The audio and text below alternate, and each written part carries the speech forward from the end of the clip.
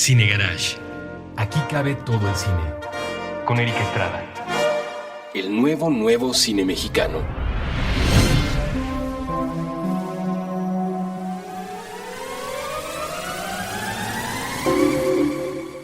Puentes. Hola, ¿qué tal? Muy buenas. Bienvenidos a un programa nuevo de Cine Garage aquí en Puentes. Como todos ustedes saben, de lunes a viernes a partir de las 7 de la tarde pueden escuchar uno de los nuevos episodios que Cine Garage en sus distintas propuestas a lo largo de la semana genera para ustedes. Muy contentos, muy a gusto, muy tranquilos, trabajando con mis buenos amigos Mitzi en producción, que hoy para variar está de nuevo en los controles. Mitzi, muchas gracias. Evaristo, Russo, que están de aquel lado, María, y que hacia el otro lado de la oficina tenemos al Bolu y a todos los demás chicos trabajando amablemente para nosotros y para ustedes y para nosotros, para con ellos. Hoy toca hablar de cine mexicano. Hoy nuevamente tengo a un amigo invitado. La gente dirá que solo invito a mis amigos. Pues sí, no, o sea, no más faltaba eso, ¿no? Obviamente cuando hay propuestas interesantes alrededor, sí, aunque no nos conozcamos, tienen aquí su espacio, ustedes lo saben, todos los temas son bienvenidos, todos los invitados son bienvenidos, pero hoy tengo a un buen amigo de hace mucho tiempo además, que está haciendo cosas interesantes, que está participando en proyectos nuevos y que hace un par de años presentó un documental que, si en ese momento sonaba oportuno, ahora curiosamente vuelve a tomar relevancia, pues porque el país no está como quisiéramos, en pocas palabras, ¿no? La cosa no está tan tranquila como nos lo quieren hacer creer. Entonces, este tipo de temas del cual ahora platicaremos, pues vienen todavía más a cuento. Alejandro Solar o Alejandro Solar Luna, ¿cómo usas ahora tu nombre, mi estimado? Muy bienvenido al programa de Cine Garage en Puentes. Gracias, Eric. Alejandro Solar Luna. Alejandro Solar Luna. O sea, en realidad, digo, siempre he puesto el apellido, del segundo apellido, porque, no sé, como que nunca me ha gustado. En primer lugar, además, bueno, finalmente mi padre también se llama Alejandro Solar, entonces, en algún momento, por carreras, mi padre es fotógrafo, etcétera, pues me pareció bueno hacer la distinción entre un Alejandro Solar Calleja, que es mi padre, ajá, y Alejandro Solar Luna, independientemente de lo curioso de los apellidos. Claro, ¿no? La combinación suena interesante, ¿no? Sí, bueno, realmente es siempre ha sido es una mezcla de estigma con fortuna, ¿no? Digo, finalmente. Pero igual por eso nos hicimos amigos también, porque mi nombre tampoco es así que digas, uy, qué olvidable, ¿no? Y por las peores razones del mundo, además. Entonces, ahí empezamos la amistad hace ya muchos años. Alejandro, estudiaste cine en el CUEC. Ajá. Después de haber estudiado comunicación en la UNAM. Ajá. La gente que nos oye en este programa, muchos de ellos son estudiantes de cine o quieren hacer cine o están tratando de empujar un proyecto para filmar o para proyectarse incluso. ¿Qué tan conveniente es, hablando de tu caso en particular, y ahora hablamos del paciente interno y hablamos de los planes en los que estás metido y de lo que estás haciendo, antes incluso de lo del Encuentro Iberoamericano de Escritores, que es un poco el pretexto para traerte y platicar de tu película y de tus proyectos? ¿Qué tan conveniente es o era en su momento estudiar comunicación o cualquier otra carrera, preferentemente de humanidades desde mi punto de vista, y luego focalizar todo en el estudio de la carrera de cine en una escuela tan importante como el CUEC? ¿Te sirvió, no te sirvió, funciona, no funciona? ¿Fue una pérdida de tiempo? No sé, lo que tú quieras. Estos micrófonos están abiertos.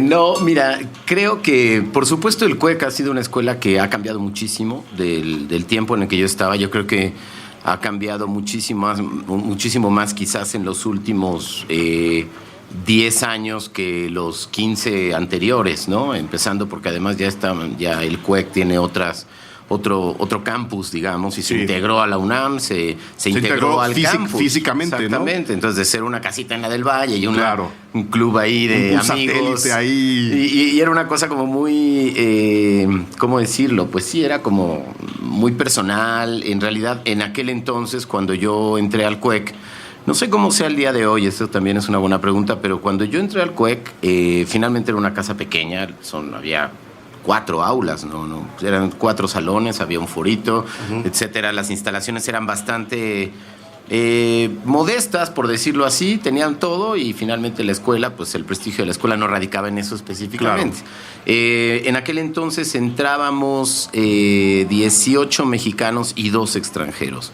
En la generación en la que yo entraron 2 amigos chilenos y 18 éramos mexicanos. Hay mucha gente de Sudamérica estudiando en el CUEC, ¿verdad? Pues se abren, bueno, en aquel entonces, te digo, ahora no estoy muy seguro cómo es, pero siempre se abrió un espacio.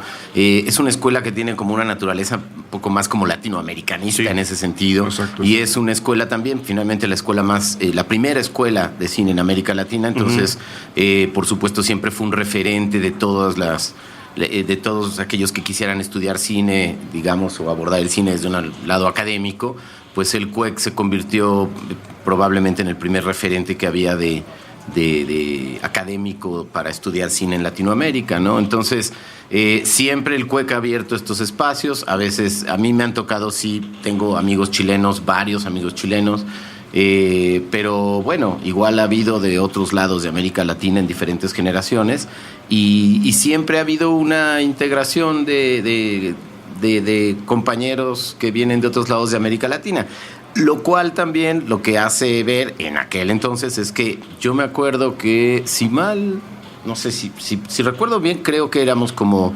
casi 300 personas haciendo el examen de admisión.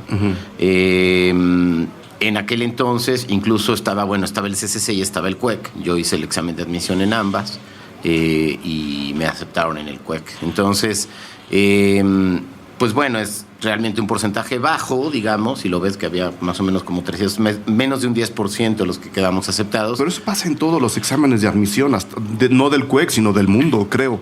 Claro. O sea, ese es parte del proceso, ¿no? El filtro que hay que pasar para estudiar lo que uno quiere. Claro, digo, no sé exactamente cuál sea el porcentaje de alumnos que se quedan fuera, por ejemplo, de la UNAM en lo general o de otras universidades. Particularmente el examen, además, bueno, el examen era, y creo que eso sí sigue siendo, es un examen en etapas. Entonces, regresando a la pregunta, sí en ese momento era si no un requisito, cuando menos sí era era algo que te daba cierta ventaja o que los profesores consideraban que hubieras estudiado una carrera antes, porque, y esto yo creo que sí es la clave de esto, es que el estudiante del CUEC es el estudiante más caro de la universidad. O sea, los estudiantes del CUEC tenemos un grado de becarios, en realidad. O sea, ningún estudiante de la universidad, cuando menos en aquel entonces, donde se filmaba en 16 milímetros, donde había que comprar 5 latas, revelarlas, edición, en fin, etcétera. O sea, se hacía cine, aparte era la escuela. Fuimos durante mucho tiempo la escuela de cine que más pietaje filmaba en el mundo. O sea, en ninguna escuela del mundo se filmaba tanto. Se hacían ejercicios en video, etcétera, pero en el CUEC filmábamos en primero, en segundo, hacíamos documental en tercero y hacíamos tesis en cuarto. O sea, todo eso sumado hacía del alumno del CUEC el alumno más caro de la UNAM. Entonces tenía que ser... Y el más querido de Kodak, ¿no? Y el más querido de Kodak, por supuesto. Además, exactamente tenía... O sea, en realidad todo el material era efectivamente Kodak. Que en paz descanse. Que en paz descanse. Pues yo creo que entonces ya cambiaron de plan de estudio porque Kodak entró en quiebra. Ahora somos Canon. Ahora son Canon. Somos Alexa. Y, bueno, eso es Arri finalmente. Pero bueno, y el hecho de tener una carrera previa sí era casi un requisito, podría decirlo. Me parece que entraron solo quizás un par de amigos en aquel entonces que no habrán estudiado una carrera antes. Cuando menos había quien menos tenía a lo mejor el curso de fotografía en la activa o había viajado y había tomado otros cursos. O sea, el punto del estudiante de cine, cuando menos en el perfil que se manejaba en aquel entonces, era que en realidad ya tuvieras porque finalmente estudiar cine es muy demandante, no puedes trabajar, el CUEC era siempre ha sido como muy claro, cuando menos estoy hablando de aquella época, ¿no? Claro. Yo creo que no ha cambiado demasiado porque es muy demandante, tanto el trabajo, tanto si te dedicas a trabajar, ya sea cualquier cosa que involucre un set cinematográfico, puede ser un comercial, puede ser un videoclip, puede ser una película misma, un documental, etcétera, es muy demandante y entonces es difícil alternar la escuela con el trabajo, ¿no? Entonces, en esa medida, el CUEC siempre te absorbe, ¿no? Te absorbe muchísimo. y no es, y bueno, pues es de alguna manera fácil, entre comillas, poder en algún momento desertar. O sea, había un grado de deserción que era lo que más se cuidaba porque era demasiado caro el lugar que se había dejado ahí, ¿no? O sea, cuando pasaban 4 semestres y el alumno desertaba. Claro, te tardas un año en llenar ese lugar. Más ¿no? lo que ya se filmó, que quién sabe para qué sirvió. Exactamente, que quién sabe dónde va a quedar. Que sí, o sea, en algún momento sí, efectivamente, eso era un factor importante para que los alumnos, o sea, había mucha, y además eso también es una característica que viene de ser la UNAM, que había rigor académico. Teníamos maestros, teníamos al maestrazo, mentor de muchos de nosotros, Alfredo Yoskovich, que en paz descanse y que lo extrañamos mucho y nunca dejaremos de extrañarlo, por supuesto. Y teníamos, un Mittel Valdés, que enseñaba guión y era un hombre muy, muy metódico, muy estructurado. En fin, puedo citar muchos maestros, no voy a decirlos porque no querría omitir a ninguno, claro, ¿no? Pero por supuesto que había un rigor académico y eso es lo que tiene el CUEC, todavía lo tiene, hay rigor académico y eso pues de alguna manera distingue también tu formación y eso me ha llevado a mí a ser un hombre, un realizador, digamos, con mucha estructura, escribo mucho antes, hago muchas horas nalga, trabajo mucho en escritorio, investigo, ¿no? Hablando en términos de documental, pues más todavía, ¿no? Y es ese rigor y ese enfoque hacia la escritura lo que te tiene ahora en el tercer encuentro iberoamericano de escritores cinematográficos. ¿O cómo llegaste ahí? Porque para volvérselo a dejar claro a la gente, un poco el pretexto y las fechas en las que se está dando esta entrevista es porque vas a ser parte de ese encuentro. Sí, es el tercer encuentro ya de escritores, tercer encuentro iberoamericano de escritores cinematográficos. Y bueno, me invitaron a formar parte de una mesa redonda que es acerca del documental, cómo escribir documental, ¿no? Entonces, porque luego, perdón que te interrumpa, luego la gente cree que el documental no tiene guión, ¿no? Luego la gente, claro, la gente no sabe que para hacer un documental, como dices, hay que hacer una investigación, hay que armar una estructura que obviamente se puede romper, no es que se tenga que seguir esa tesis hasta el final, pero luego incluso en los créditos, en las fichas técnicas de los documentales, el apartado de guión ni siquiera existe. Sí, o empieza a existir, ahora empieza a existir, pero si tú revisas muchas de las fichas, incluso en el IMDb, en el que confía muchísima gente, cuando está la ficha de un documental, el apartado de guión a veces ni siquiera está contemplado. Tú vienes un poco a aclarar eso. Claro, en la mesa, quiero decir. Fíjate que eso depende también mucho del mismo director. O sea, si el director considera que lo que llevó a cabo es un guión o no, eso finalmente es una decisión que la toma entre el director y el productor, digamos. No sé, probablemente haya o como dices, hay documentales donde no se marca que existió un guión, pero en general, digamos, el trabajo de un director en un documental, incluso es un crédito que a veces se llega a compartir hasta con el editor, ¿no? Porque y eso es lo interesante de los documentales, parece que no acaban de escribirse. Uno empieza escribiendo un tratamiento, un planteamiento general, parte uno de pues generar su hipótesis, tener clara la premisa, de alguna manera saber por dónde quiere ir, por qué quiere hablar de ese tema, y a partir de ahí entonces empieza la escritura de las locaciones, empieza la escritura de los personajes, empieza una serie de cosas que finalmente pueden, de primera instancia, crean una carpeta, ¿no? Crean esto que llamamos la carpeta, podemos meter a apoyos del IMCINE o diferentes. O sea, el punto de esa carpeta, claro, se trata que cuando tú la veas, digas, yo quiero ver esta película, claro, ¿no? Yo quiero que esta película salga, quiero que este hombre vaya y filme, pues, ¿no?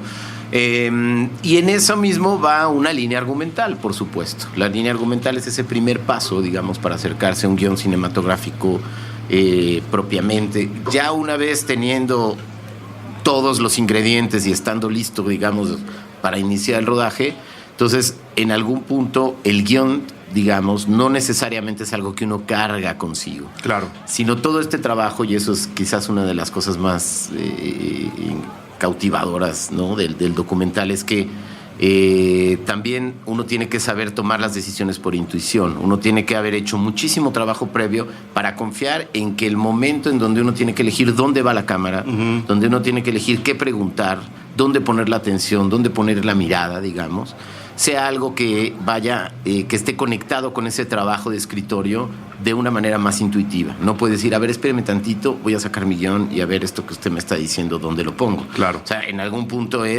empiezas a filmar. De ahí que hay una segunda etapa de la escritura, Ajá. que es la edición, Ajá. ¿no? Y los documentales, en realidad también, ¿no? Lo sabemos todos los realizadores, documentalistas o no, la edición es crucial, es una parte donde en realidad acabas de construir y donde en realidad, y sobre todo en el documental, donde esto es lo que tienes. Una cosa es lo que planteas, ¿no? Tu tesis, tu hipótesis, ¿no? Una cosa es tu hipótesis y una cosa es lo que tú estás planteando como línea argumental y por dónde quieres llevarlo, y otra cosa es lo que en realidad, a lo que te enfrentas, lo que surge que no esperabas y lo que esperabas que no lograste, ¿no? Vamos a hablar entonces ahora sí con ejemplos para que esto vaya quedando todavía más concreto para la gente que nos esté escuchando.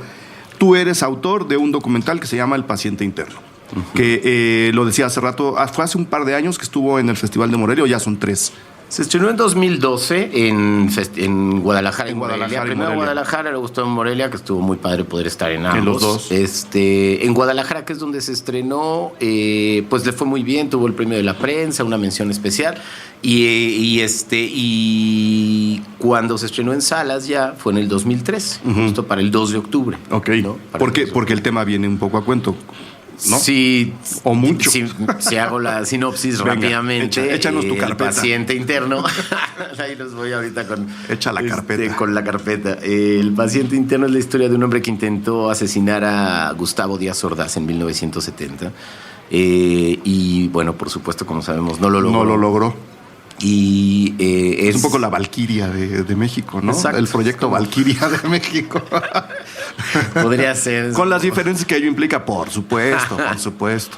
Y entonces es declarado enfermo mental, ¿no? Y encerrado en un hospital psiquiátrico 23 años. A conveniencia del sistema, ¿no? O sea, Sí, a conveniencia y creo que en realidad, digo, ya los que hayan visto la película, pues sabrán que hay una pregunta que queda en el aire, que es ¿por qué no lo mataron? ¿Por Claro. qué no lo desaparecieron? Ujú. Y bueno, ahí la dejo para los que no la hayan visto, que la vean, ¿no? Cuando la vean, en realidad no se sabe en realidad qué pasa. Mi hipótesis en ese momento fue que el Estado tuvo realmente mucho miedo. Yo creo que fue un desafío que ellos nunca se hubieran esperado. Ajá. Y cuando además conocen a don Carlos Castañeda, pues se dan cuenta que además es un personaje que no tenía nada que ver específicamente con un movimiento, con alguna organización estudiantil o que militara en algún partido, etcétera. No era Entonces eso acabó Les yo rompió creo que el esquema, les ¿no? rompió el esquema totalmente al grado que no supieron en realidad, o no sé, pero el chiste es que yo siento mucho miedo. O sea, era como lo encierran y que no le den ni el sol, y ahí lo quiero ver y lo quiero vivo, ¿no? Y ahí quiero que esté y ahí quiero que ¿no? Entonces, lo interesante, y nada más para terminar la sinopsis de la carpeta, pues ya me fui por otros lados de la carpeta. Está bien, tenemos tiempo.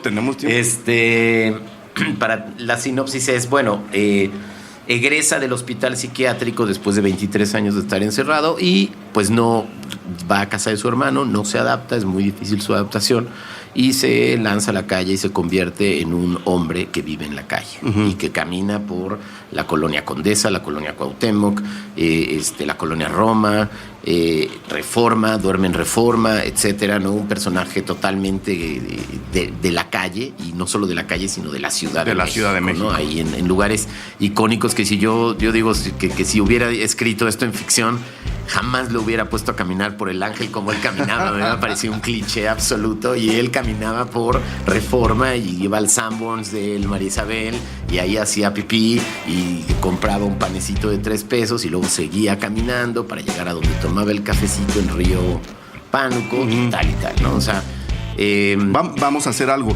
Tengo que hacer la primera pausa de este programa.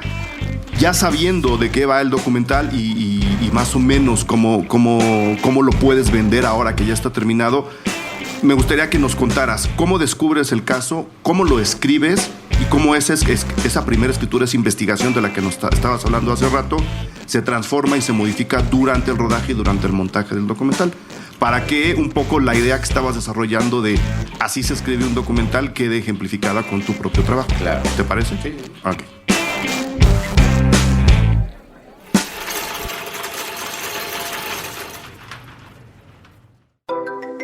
Han cambiado tus formas. Como en otras ocasiones has pensado en aceptación y renuncia. Ha cambiado algo en tu mente. En estos casos, nadie puede saber si está preparada. Solo un demente o personas realmente irresponsables podrían atreverse a engendrar vida aquí, en este mundo que se cae a pedazos. Cambia la percepción de la realidad y el tránsito de las emociones. Te vienen a la mente todas las historias de discriminación y acoso que has escuchado. Las personas ya ni siquiera son capaces de ceder el asiento en el metro a las mujeres embarazadas. Un día te detienes y escuchas. Y parece que fueras capaz de percibir todo lo que sucede dentro de tu cuerpo y fuera de él. En realidad, tu vida apenas comienza. La jefa. Maternidad moderna. Con Ifigenia Martínez Urdaneta. Nuevo episodio todos los viernes a la 1:00 p.m. A partir del próximo 7 de agosto. La jefa. Las múltiples formas de ejercer la maternidad en el siglo XXI. Puentes.me.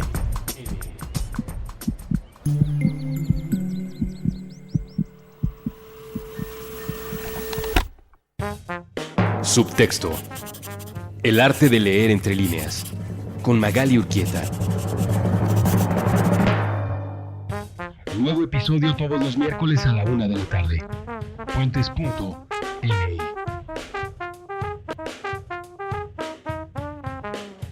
Un libro es un puente, una canción es un puente, una película es un puente, una computadora es un puente, un balón es un puente, un plato es un puente. Aquí tratamos de hacer que crucen todos.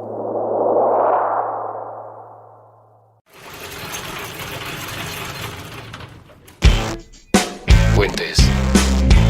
Ahora sí, estamos de regreso. Alejandro Solar, cuéntanos entonces cuál fue el proceso de escritura previo, durante y posterior al documental. Posterior quiero decir ya en el proceso de montaje, después de haber filmado. Pues mira, aquí hay un punto muy interesante y es un punto de partida que asocia además dos estilos, dos géneros de escritura. Uno es, por supuesto, el convertir de una crónica periodística, convertir una crónica periodística en un guión, en un guión o en una película en su momento. Eso es lo que me pasó a mí con El paciente. Yo leo en una crónica de Gustavo Castillo, el periodista 2 veces Premio Nacional de Periodismo, en la jornada, publica una crónica donde efectivamente el encabezado era: fallido agresor de Díaz Ordaz pasa 23 años en un hospital psiquiátrico, hoy pide limosna en la calle.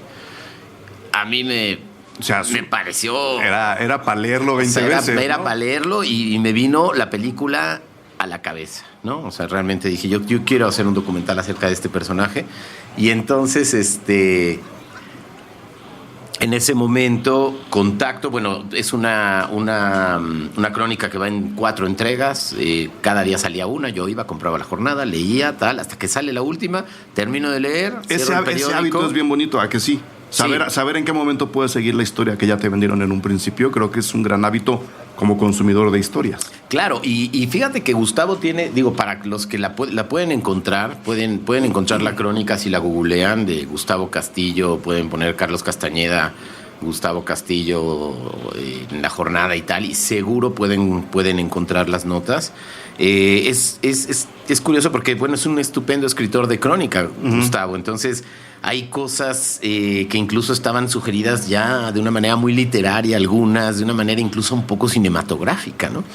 Hay un artículo que también les recomiendo mucho que googleen, que es un artículo que escribió Jacaranda Correa a partir de una entrevista que tuvimos, que me hizo en para el canal 22, para el lugar donde ella publica también, que es muy interesante porque Jacaranda hace precisamente se sumerge, digamos, en esta relación entre el periodismo y el documental y cómo transformar un texto como una crónica periodística por supuesto, en lo que acaba siendo una película, ¿no? Sí. Y por supuesto antes en un planteamiento, en una línea argumental y en un guión, ¿no? Entonces, bueno, yo lo que hago es que contacto a Gustavo Castillo, nos tomamos un café. Gustavo siempre fue muy celoso como buen periodista de sus fuentes, de su información. Yo en ese momento dije, bueno, es que yo quiero hacer este documental, ¿no? Pasó un buen rato por otras circunstancias, hice otros proyectos, etcétera, cuando yo realmente retomé la investigación ya de lleno. Y bueno, pues a mí de principio la crónica de Gustavo Castillo pues era lo que yo empecé por desglosar, lo que llamamos en el medio, en el ámbito, el breakdown. El breakdown. Que es el desglose de producción, era como desglosar tal cual, era decir, fulanito doctor, ¿qué dijo? ¿En qué año lo dijo? ¿Y qué significa? ¿O qué connotación podría tener? Entonces un Excel, un Bill Excel, lo que sale, ¿no? Así donde hay nombres de personajes, años, declaraciones y su relevancia en la historia, ¿no? Y entonces, a partir de ahí, bueno, yo lo que sucedió es que arrojó esa manera de desglosar este gran cúmulo de información, porque es una crónica muy, muy documentada la de Gustavo. Lo que arrojó entonces fue decir, bueno, me tengo que concentrar en personajes principales. Y así fue como la primera... Como si fuera una ficción, casi, ¿no? Empiezas, por supuesto, porque ahí es donde digo, finalmente vamos a ir encauzando y donde precisamente todo lo que tenga que ver con la estructura dramática de un documental tiene que ver con la estructura dramática igual en una ficción. Claro. Funcionan muy parecido, ¿no? Entonces, bueno, tuve que escoger personajes, o cuando menos elegir los primeros personajes que me podían dar las claves. Y el primer personaje que yo contacté fue a la abogada, que es la licenciada Norma Ibáñez, que es quien egresa del hospital psiquiátrico a Carlos Castañeda, este hombre, 23 años después de haber ingresado. Entonces... pues de ahí empiezo a tirar un poco el hilo. Bueno, por supuesto, Norma no tenía ni idea que estaba en la calle. Para ella fue muy fuerte el hecho de saber... Sí, porque ella, hasta donde recuerdo, lo saca y se lo entrega a su hermano. Sí, ella lo que hace es que, o sea, lo verán en la película, pero fundamentalmente ella llega a hacer una investigación, es pasante de derecho, llega al hospital psiquiátrico donde está el pabellón 5. El pabellón 5 de ese hospital, que había sido inaugurado por Díaz Ordaz, por cierto... era cuando se cierra la Castañeda, se hacen granjas psiquiátricas, y este hospital psiquiátrico que inaugura Díaz Ordaz en el 67 tiene un pabellón que es el pabellón que sustituye a lo que llamaban en la Castañeda el pabellón de reos y agitados, que era, pues imagínate, era los enfermos mentales que habían cometido crímenes tan atroces que ni siquiera se les juzgaba, se les declaraba enfermos mentales, ¿no? Entonces, bueno, era un basurero humano prácticamente. Ahora, imagínate que eso se inaugura en el 67, imagínate para el 92. ¿Cómo estaba eso, no? Cuando, o sea, lo que pasó fue que, claro, empezó el sistema de salud, empezó a colapsar. O sea, ya para el 92 el hospital estaba observadísimo por derechos humanos. Se hacían recomendaciones una tras otra. Sí, el mundo había cambiado, ¿no? Y estaba lleno también, era totalmente decadente. Sí. O sea, todo ese sistema, esa idea de las granjas psiquiátricas, como por ser un hospital federal y que de alguna manera se involucraran los enfermos mentales con poder tener una parcela o una granjita o cuidar animales o sembrar o lo que sea, se convirtió en que, dicen que hasta los doctores se comían los chivos. Sí. O sea, que hacían así casi la barbacoa, ¿no? O sea, se convirtió realmente en algo, se fue yendo. Aparte, dejó de haber recursos, porque también es cierto, hay un personaje ahí que es un enfermero, que es un hombre apasionado por su trabajo, impresionante, que se encerraba en el pabellón 5 con estos... Imagínate estos personajes que habían quemado a su familia, ¿no? Habían macheteado a su padre, cosas así impresionantes. Y este hombre se encerraba con ellos y lo que cuenta es cómo sufría por no tener medicamentos. Claro. Por no tener recursos y estaban ahí pues partiéndose la madre. Que ¿no? con él, ahora que lo mencionas, había otro documental, ¿no? O sea, si tú estás investigando un tema tan interesante como el del asesino frustrado de Díaz Ordaz, llegas al hospital, llegas al pabellón 5, conoces a este enfermero y conoces su caso, ahí hay otra película. Honestamente, ¿no? ¿Cómo acabas diciendo, este es un personaje que solo va a aparecer en este punto?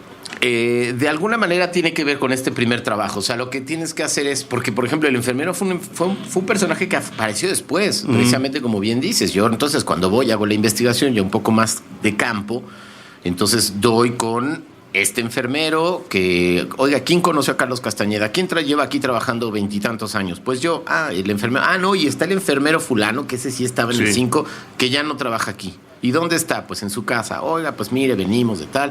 Y entonces, claro, ¿cómo los entras? ¿No? Yo creo que... Y en esa medida ya deja cómo eliges, ¿no? A un personaje como para no desviarte en la historia, porque también está Fulgencio, que es este personaje siniestrísimo es un señor de 75 años que viene desde Lecumberri, pero él no llega cuando cierran. Él no estuvo en un psiquiátrico.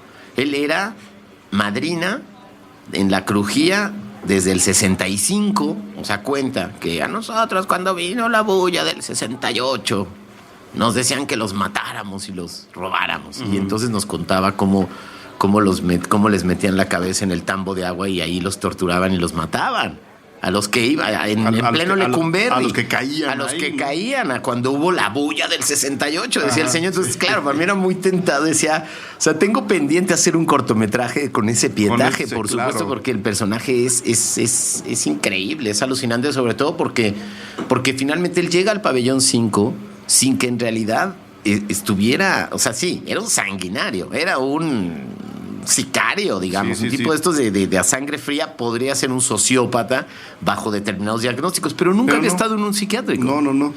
Pues cuando él llegó al pabellón 5 dije, estos pinches loquitos me la super, ¿no? O sea, lo que el viento a Juárez. Y hacía picos, los ponía a pelear unos con otros y siempre estaba en la celda de castigo. Porque un día se le acerca un loquito, ¿no? Un paciente ahí y tal, y quiere quitarle su torta y él lo apuñala y le mete los 7 picotazos y lo mata. A sangre fría. Y se la pasaba entonces en la celda de castigo que aparece en la película. Y él lo entrevistó ahí en la celda de castigo, ¿no?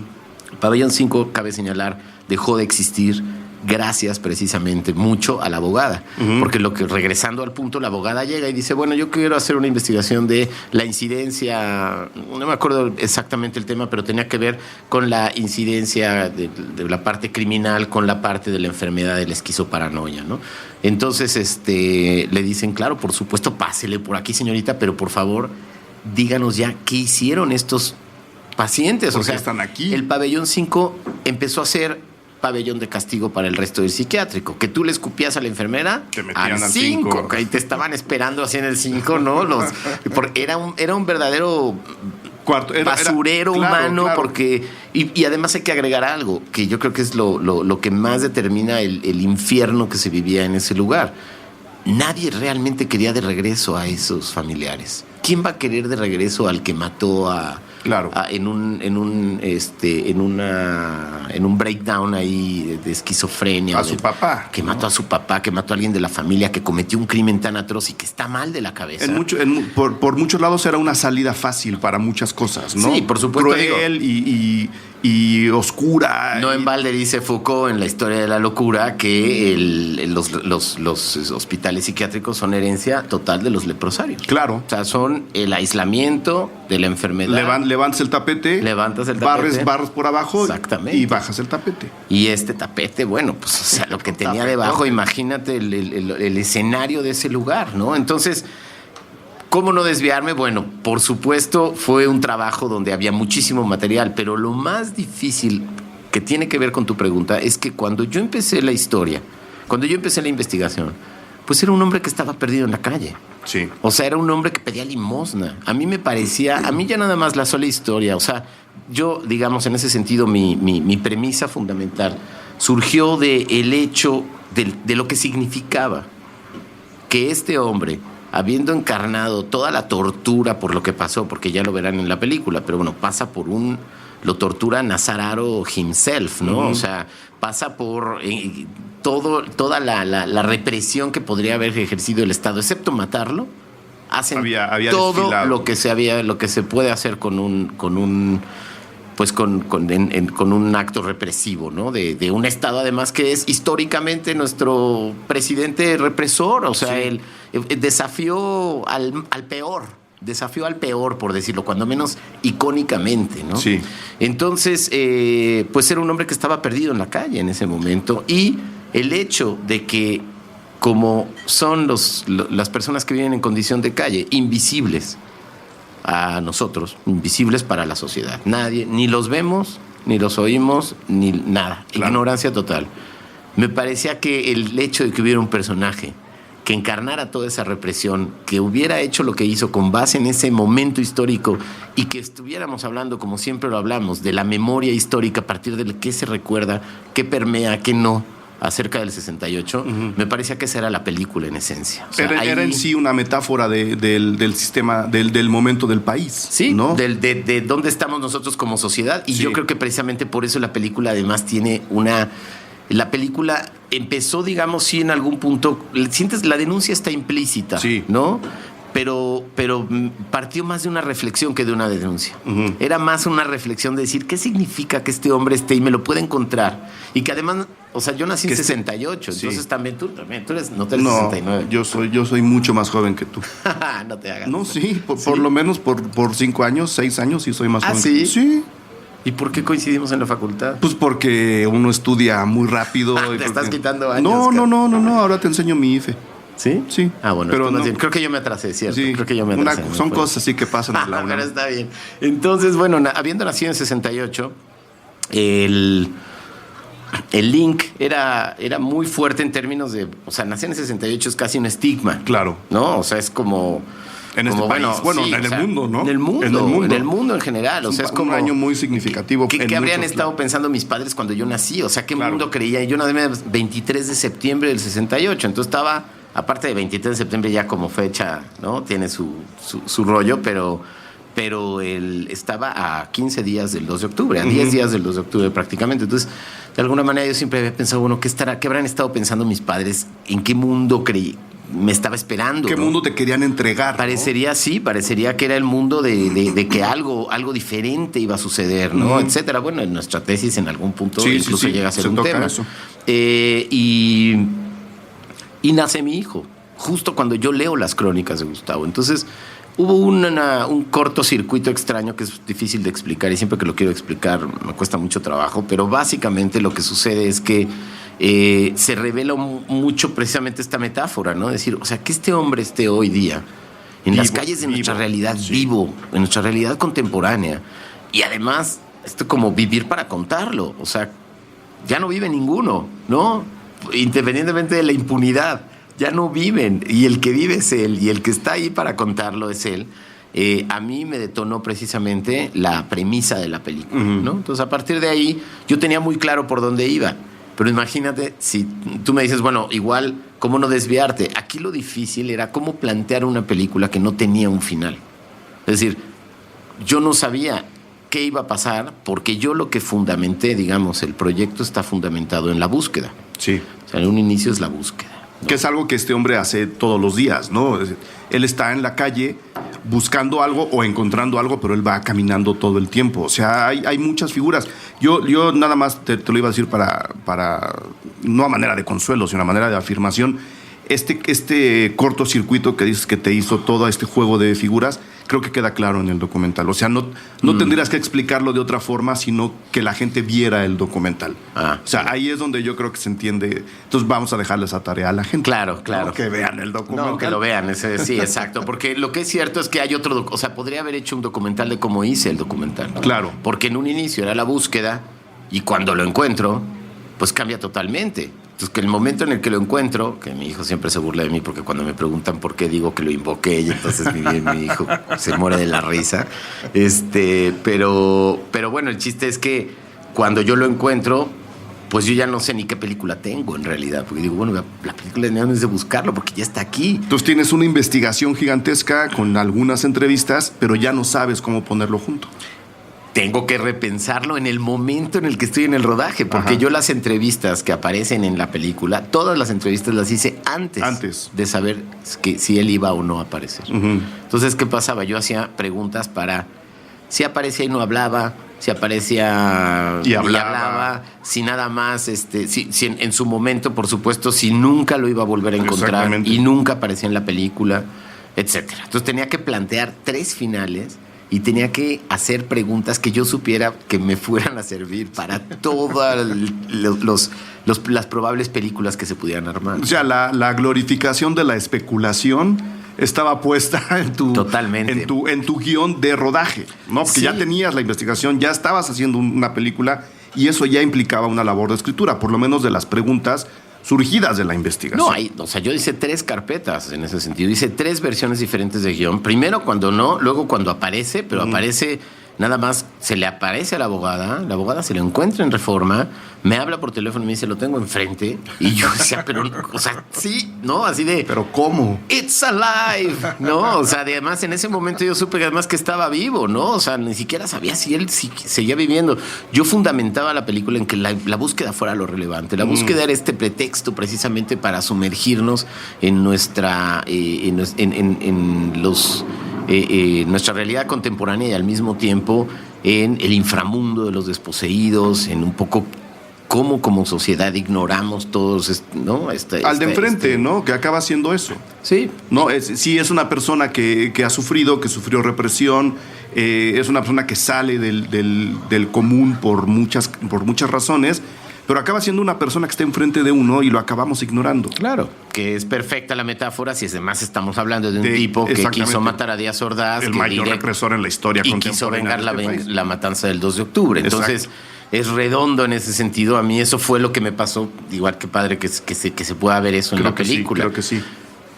Y entonces, bueno, el punto es que, claro, en el momento en que aparece todo tiene que cambiar y ahí entonces la película la tengo que diseñar y entonces de la columna vertebral, digamos, en términos así muy verités, que era buscarlo con la cámara y entonces yo ya tenía una foto porque la abogada le tomó una foto en ese momento. Ajá. Desde ese día que apareció hasta que yo empecé a filmar pasó 1 año y pico.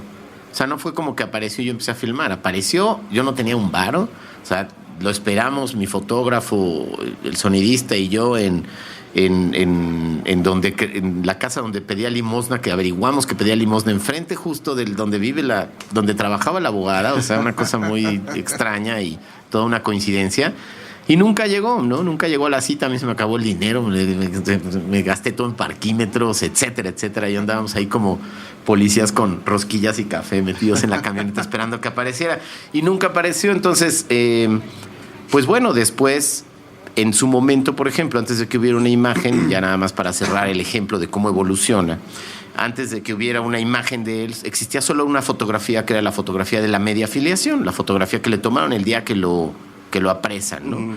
Y no existía ninguna otra imagen. Entonces, para yo llevar a cabo la búsqueda, estaba incorporado, por ejemplo, en el primer proyecto, en el primer tratamiento y en la primera carpeta, venía incorporado un antropólogo físico que se iba a encargar de avejentar 40 años después cómo era el probable rostro de este hombre.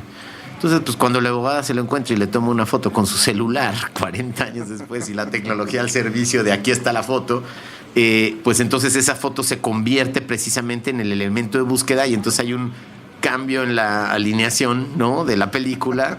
Sale antropólogo físico, entra una detective privada, claro, una investigadora que vive en San Juan de Aragón, que googleé y que casteé por Google, que le encomendé la tarea, le di una cámara de video y le dije, usted tiene que buscar a este hombre que se mueve más o menos por estos barrios y tal, grabe todo.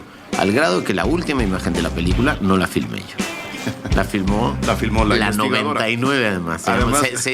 Tenía que usar un seudónimo, entonces yo le dije, bueno, tengo que usar un seudónimo si quieres ser anónima. Claro. Quería ser anónima, me pareció excelente que fuera anónima. Y me dijo, bueno, la 99. La 99. Y dije, bueno, ¿qué tal para todos aquellos que hayan pertenecido a la generación Maxwell Smart?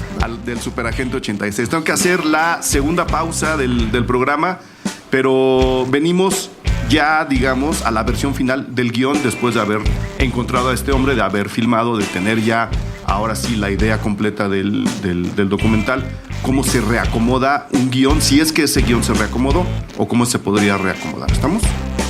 Perfecto.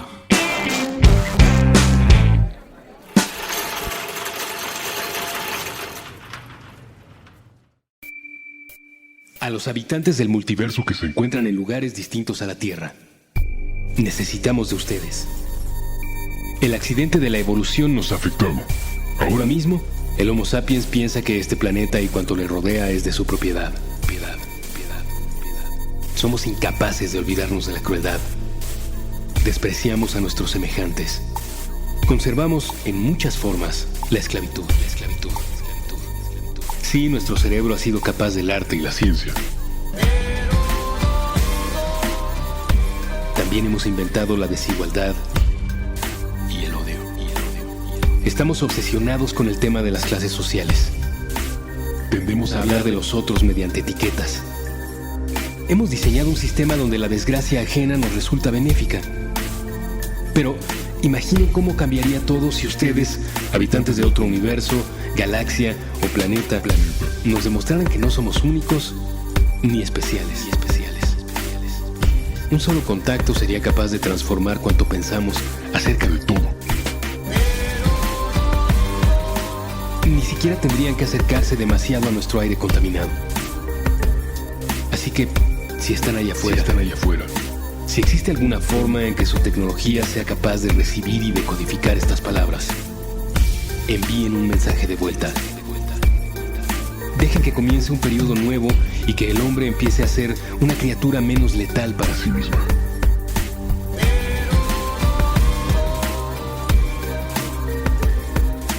Es importante y es urgente. Un mensaje de puentes.ml para la vida más allá de la Tierra.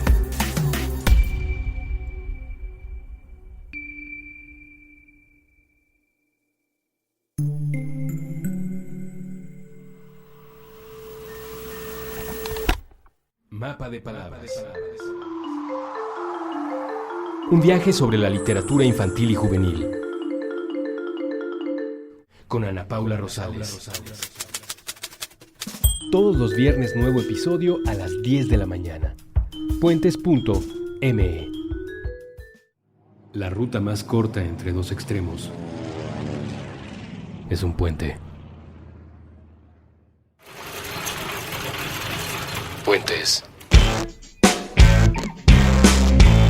Ahora sí, estamos de regreso. Ya está filmado el documental, ya sabes más o menos cómo va a acabar. ¿Se tiene que reescribir tu planteamiento o simplemente se olvida y te dedicas al montaje final en postproducción?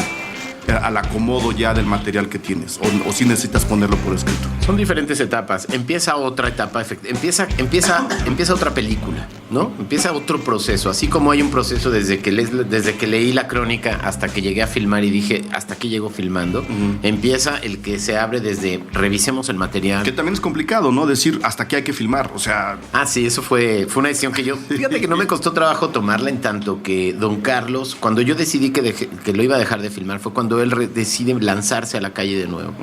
Cuando lo verán en el documental, él está en un albergue. De hecho, nada más es un punto de arranque. Al ser la columna vertebral en un inicio, la búsqueda verité de este hombre, y ya no tener objeto porque ya lo había encontrado. Entonces sustituyo esa búsqueda verité y ese ángulo real y espontáneo de lo que estaba sucediendo en ese momento por la observación de Don Carlos en su convivencia en el albergue al que ingresa. Yo dije, Don Carlos, pues yo era un poco cuando lo encontré, es como le ayudo, ¿no? Entonces sí. Yo ya había escauteado todos los albergues de la Ciudad de México y había encontrado uno que era además donde yo estaba centrando un poco más la historia con otros usuarios. Y entonces, bueno, él decide, pues véalo, Don Carlos, si quiere, ingresa desde puertas abiertas, y si le gusta bien, y si no, pues no. Y entonces, bueno, hoy día el paciente interno es la historia de un hombre de 70 años que vive en la calle, que ingresa para refugiarse del invierno, digamos, del frío, a un albergue de estos del gobierno de la Ciudad de México, sí. Y empezamos a ver quién es este hombre. Y vamos hacia atrás y empezamos a descubrir por qué llegó, cómo llegó y tal y tal. Entonces, un poco a llenar el retrato que ya tenías. Esa es ¿no? la estructura dramática que de alguna manera yo supe casi en ese momento que tenía que ser la línea. Pero, y esto sí, por supuesto, es crucial, yo tenía 120 horas de material. 120 horas para sacar 83 minutos con todo y créditos que dura la película. Bendito digital, ¿no? ¿Qué tal? No, por supuesto, bendito digital. O quién sabe, también. No sabemos, porque ahí era una cosa, era meterle tijera a impresionante. eso. Sí, entonces, pues bueno, empecé trabajando con Roque Ascuaga como editor. El primer editor que figuró dentro de la carpeta era mi compadre, digamos que tengo la fortuna de que seamos compañeros de banca, es Ernesto Contreras. Ernesto en ese momento estaba, no me acuerdo, creo que me parece que estaba filmando Café Tacuba, etcétera. Entonces, bueno, pero entró Roque en un principio, pero bueno, claro, era tanto material que bueno, pues era muy difícil, requería demasiado tiempo. Roque tuvo cosas que hacer en algún momento, entonces luego entró Francisco Rivera, Panchisco, que es estupendo editor y realmente ayudó muchísimo como para cernir de alguna manera las 120 horas, ¿no? Y sí se llegó como una primera aproximación de corte con él.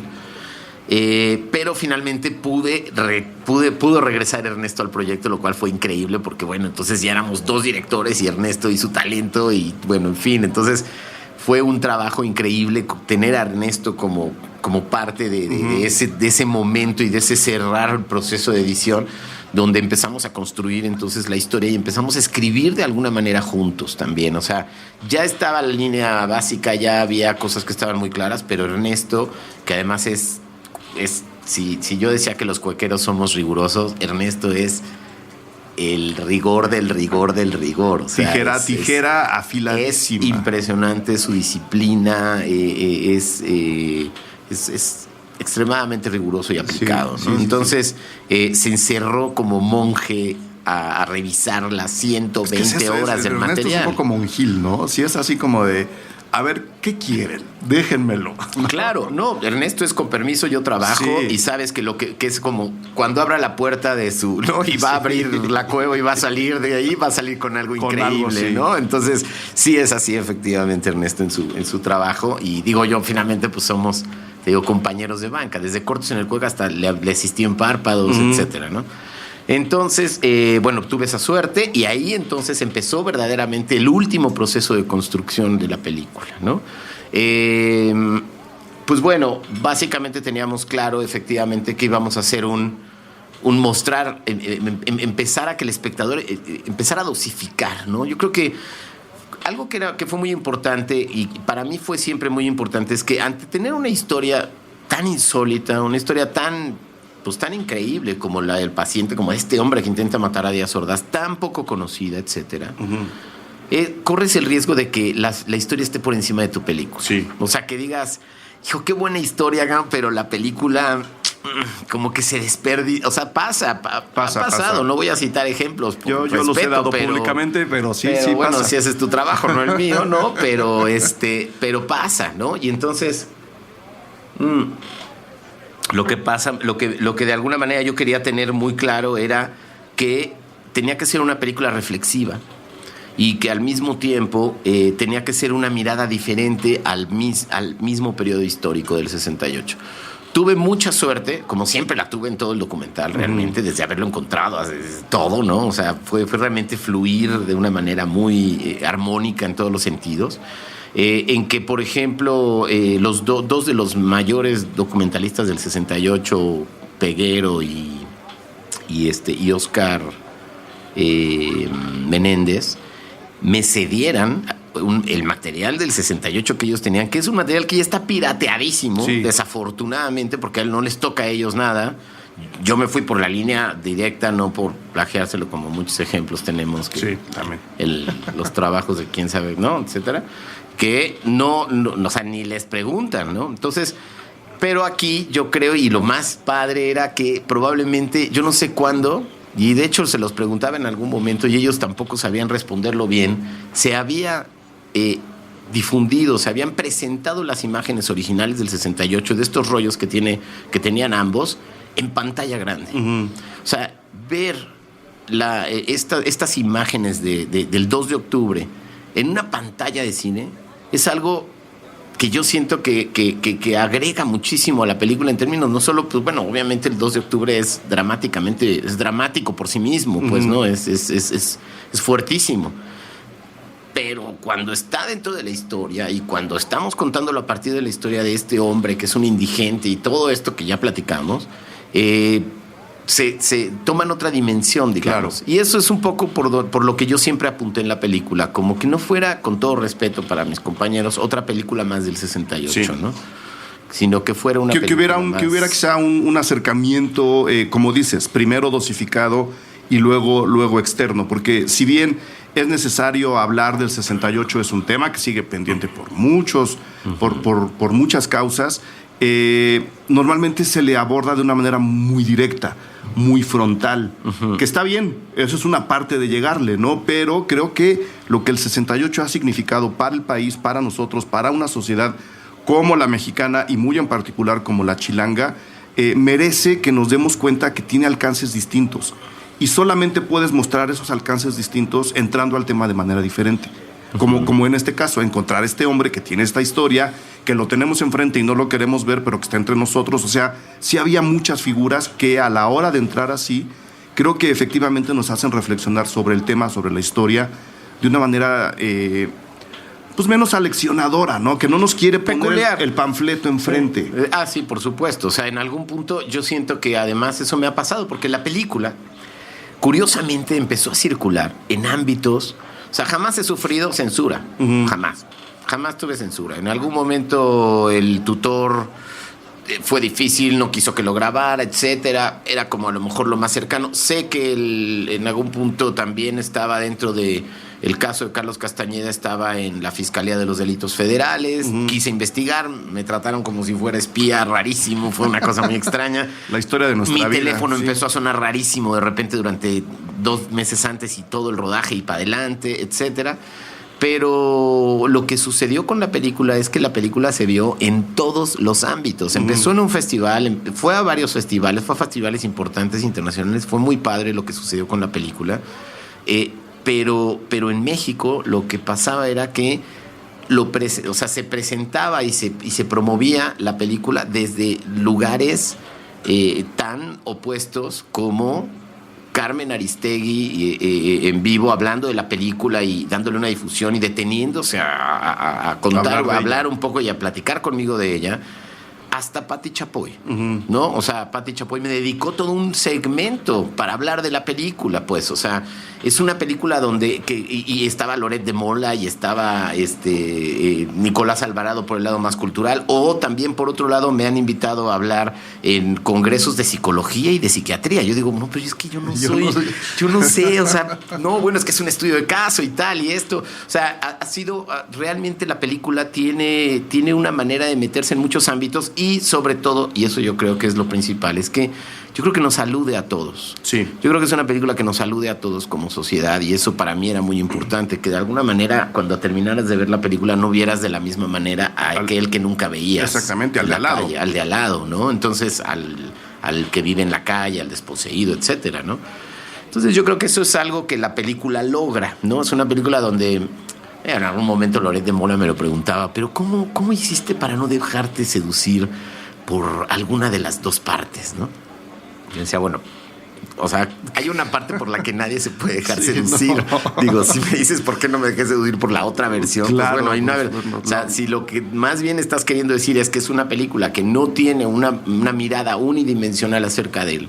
O sea, gracias por el piropo, ¿no? Gracias por eso, ¿no? Pero bueno, o sea, digo, a lo que voy es como que había esas visiones de decir, es que no, o sea, yo creo que ni siquiera la pueden señalar, ¿entiendes? O sea, ni siquiera los censores sabían por dónde llegar. Claro, ¿no? O sea, porque además es la historia oficial, curiosamente, el otro lado, el otro lado es el lado oscuro, pero es el lado que ellos mismos escribieron.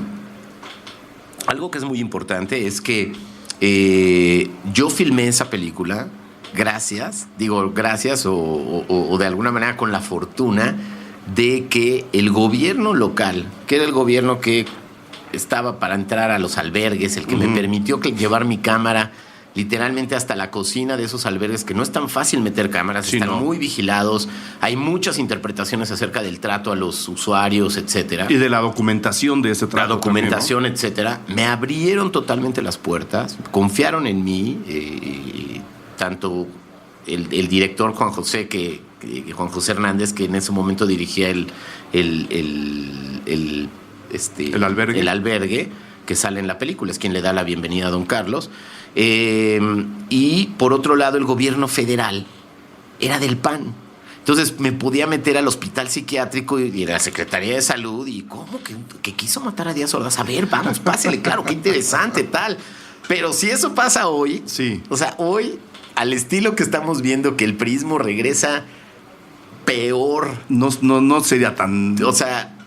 No habrías tenido con tanta esa suerte, digamos, ¿no? unidimensionalidad, con esa manera de ver las cosas al estilo priista, no Sí. me hubieran dejado, pero ni acercarme, ni tomar una foto desde el puente de la carretera Puebla. Tu teléfono sonaría de maneras más extrañas Y todavía, mi teléfono ¿no? hubiera sonado, exacto. O sea, entonces, realmente creo que fue una coyuntura, digamos, Ajá. importante para poder revelar y contar esta historia, ¿no? Y poder meter la cámara al psiquiátrico, poder meter la cámara a los albergues, poder la cámara precisamente cuestionando eso, y que yo creo que también es un tema que es muy importante, como tú decías, el país, y la película viene mucho al caso porque Todavía, el país... sí. Porque y tristemente siento que el paciente, o sea, mientras haya impunidad, mientras vivamos con la impunidad con la que se vive en este país, con la falta de justicia y con la impunidad que hay en todos los niveles, bajo cualquier circunstancia, Impunidad hay y impunidad. represión, ¿no? Acabo de hacer producir un documental para Nat Geo muy interesante que hicimos en la prisión de Catepec.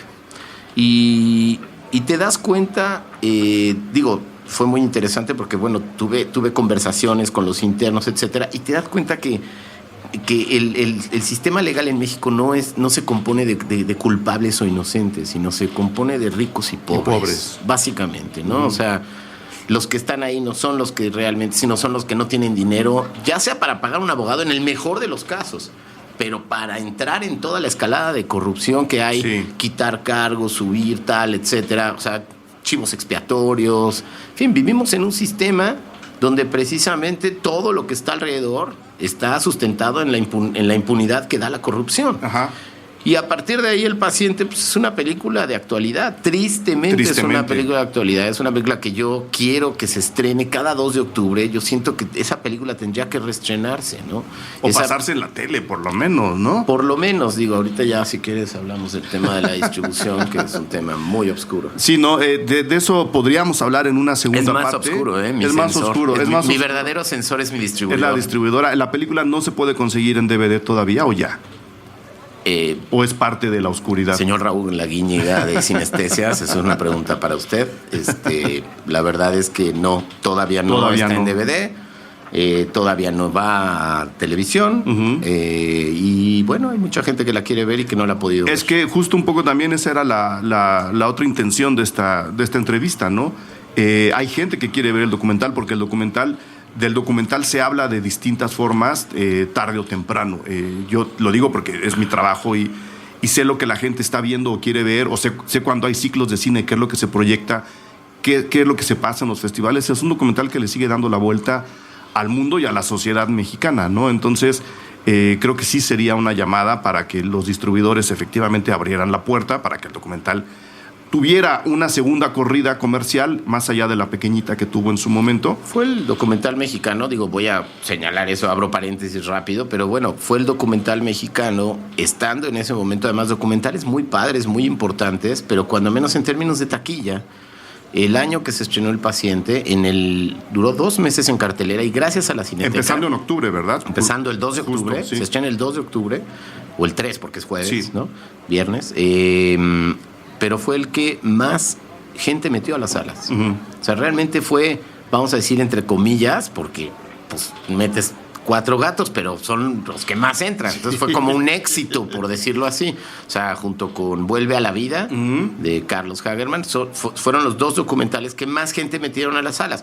Un año que también, tristemente, tendrían que haber estado incluidos Cuates de Australia, Claro. o Miradas Múltiples, Claro. bueno, en fin, o incluso Morir de Pie de Jacaranda. O sea, documentales que también ojalá hubieran estado, ¿no? Y hubiéramos estado realmente todos en esa posición. Que es la segunda llamada de atención a los distribuidores. O sea, el documental está viviendo un gran momento, lo hemos dicho muchas veces, no solo en México, sino en el mundo. Y los distribuidores, justo por ser documental, le dan un espacio relegado, lo dejan siempre atrás de muchas otras cosas, que sí, también merecen su tiempo en pantalla, pero hombre, vamos a tratar de dividir esos tiempos en esas pantallas para que las propuestas documentales lleguen a más gente en este país. La gente quiere ver documentales, ¿no? Claro. Se nota y se ve cada vez que hay o un Docs DF o que Ambulante mete su festival, que también trae propuestas muy abiertas, o cuando se estrenan, como dices, en la Cineteca, ¿no? Las salas se llenan para ver documentales. Acaban siendo propuestas muy interesantes para la gente. La gente también tendría que ir más, lo sabemos, pero si por el otro lado les cuesta trabajo ver un documental, es obvio que no lo van a hacer. Los distribuidores y los exhibidores deberían tener una parte frontal para este tipo de películas, independientemente del tema, ¿no? Ahora, como dices, el tema tristemente sigue siendo muy actual. Debería estrenarse cada 2 de octubre, es una película que debería revisarse junto con otras tantas cada 2 de octubre, cada año, hasta que estos temas queden listos y terminados. Pero pues bueno, todos los documentales merecerían un espacio. Claro. Pues ahí está la otra llamada de atención. Queda grabada y queda pendiente una segunda parte para hablar de lo que pasó después de que todo este proceso del paciente interno se hizo, y para que nos cuentes de todo lo que va a pasar, incluso lo que pasó en el encuentro iberoamericano de escritores cinematográficos, que fue en un principio el pretexto para hablar de este documental. Y nada más voy a dar las fechas.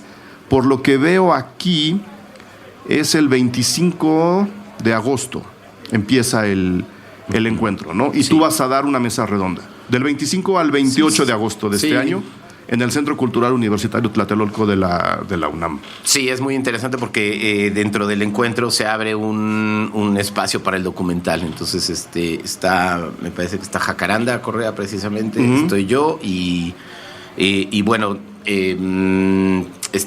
vamos a abordar precisamente el tema del documental, el tema de la escritura a partir del género del que nosotros hemos hecho nuestras óperas primas, ¿no? Que estamos más relacionados, que es el documental. Pero hay una conferencia magistral de Guillermo Arriaga, hay está productores muy importantes, está Carlos Taibo, hay gente que está involucrada en el encuentro que realmente pues los invitamos a que asistan, a que se metan a la página y a que averigüen y puedan asistir, porque las conversaciones y las mesas redondas se ve que se van a poner muy bien. Entonces ya están invitados, siendo en el CCU de Tlatelolco, me imagino que la entrada es gratuita, entonces no hay ningún problema ahí. El metrobús más cercano es Flores Magón, el trolebús los deja justo ahí en la esquina de Eje Central con Flores Magón, y si no, si quieren o pueden caminar un poquito más, el metro Tlatelolco también los deja bastante cerca, entonces no debe haber ningún problema para que asistan. Alejandro, mil gracias por haber venido. Gracias a ti. Te comprometo a volver tarde o temprano para hablar o de tu documental o de lo que estás haciendo al lado, o hacer memoria de tantas películas que hemos visto. Alejandro es uno de los más grandes admiradores que yo conozco de Woody Allen, entonces en algún momento podemos hacer una recapitulación, ahora que el señor Woody Allen ya está anunciando nuevas películas, una recapitulación de lo que Alejandro ve en Woody Allen. Entonces quedas invitado. Mucha suerte en el encuentro, mucha suerte con la vida que le resta al documental, y desde aquí, desde nuestra trinchera, vamos a empujar para que se siga viendo y se siga hablando de este documental, de este tema y de los documentales mexicanos. Pues gracias, Eric, y qué padre espacio Cine Garage, todo. Cuando quieras. Bye. Cine Garage. Aquí cabe todo el cine. Con Eric Estrada. El nuevo cine mexicano.